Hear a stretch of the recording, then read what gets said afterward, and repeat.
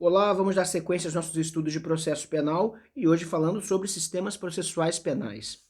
Agora eu gostaria de falar com vocês a respeito do sistema acusatório, que é o sistema de égide constitucional que os países que aderem ao Estado Democrático de Direito visam, tanto quanto possível, implementar.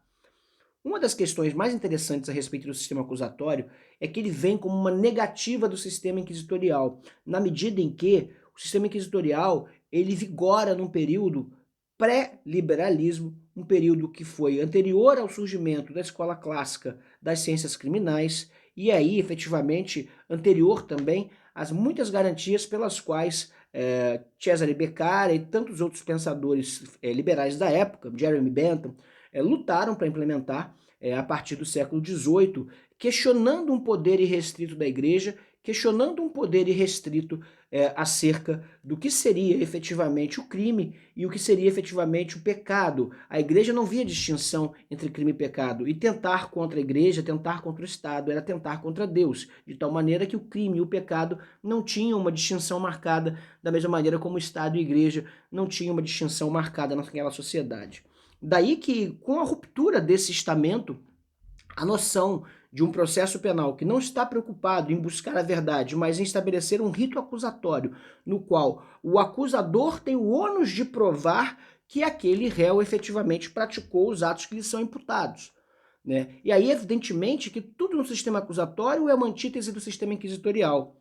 Aqui existe a separação entre as partes e o julgador, cabendo às partes a produção da prova em contraditório judicial perante um julgador que é, em última análise, imparcial, até que ele tenha efetivamente que, apreciando as provas, tomar uma decisão. Mas até lá, tanto quanto possível, no sistema acusatório, o magistrado deve permanecer inerte, não sendo ele o agente do comportamento de provar qualquer coisa, não sendo ele aquele que determina diligências investigativas, não sendo ele aquele que determina interrogatórios, até porque, se nós estamos cuidando de um princípio cuja base é a presunção de inocência, o juiz não tem nenhum interesse em interrogar o réu, já que o réu, efetivamente, não tem nenhum dever de provar qualquer coisa, e o silêncio não poderá, sem dúvida, prejudicá-lo. Se tem perguntas, tem dúvidas, se tem dúvidas, impõe-se a absolvição.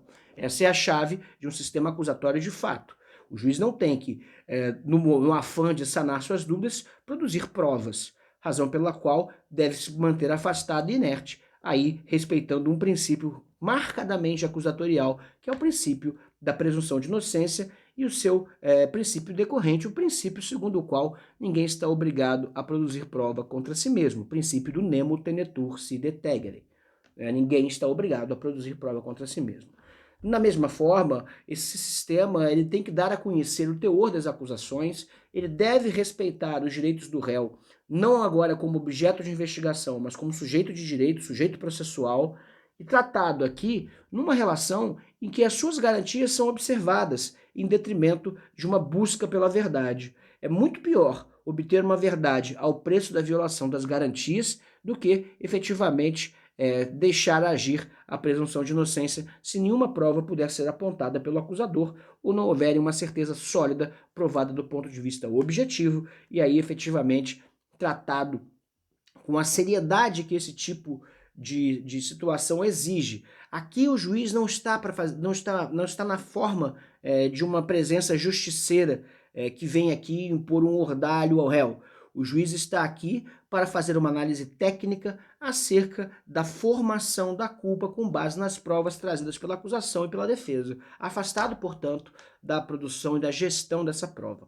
Razão pela qual os sistemas acusatórios são sistemas que devem, sobretudo, resguardar o princípio da paridade de armas entre a acusação e a defesa, o princípio da isonomia, o princípio da bilateralidade das audiências, representado aqui na forma do contraditório, sendo que, nesse caso, o réu sempre deve falar depois da acusação, garantindo assim que ele tenha total ciência do teor daquilo que pesa contra si. Fundamental lembrar que no sistema acusatório é preciso fazer a total separação entre as partes e o julgador. Aqui não existe julgador que é também investigador. Da mesma maneira, não se pode tratar o réu como objeto do processo, não se pode tratar o réu como objeto de investigação. o réu deve ser tratado como sujeito de direitos. Ele não pode efetivamente ter negado o direito ao contraditório, ele não pode ter negado o direito à defesa técnica, ele não pode ter negado o direito à publicidade da situação. Não pode ficar isolado sem contato com seu defensor, não pode ser privado de seus bens ou de sua família até que se prove a sua culpa e assim sucessivamente. São sistemas que se baseiam em garantias constitucionais muito bem consolidadas no texto da Constituição de 1988, de tal maneira que, a partir de uma perspectiva constitucional, o direito processual penal brasileiro é todo ele é baseado no princípio acusatório. Porém, se nós avaliarmos do viés prático e do viés infraconstitucional, nós veremos que essa é uma realidade bastante questionável. Porém, esse é tema para um próximo vídeo. Eu espero que vocês tenham gostado desse vídeo falando sobre o sistema acusatório, que deixem suas dúvidas nos comentários, que entrem em contato pelas minhas redes e que fiquem conosco para o próximo vídeo. Muito obrigado e até breve.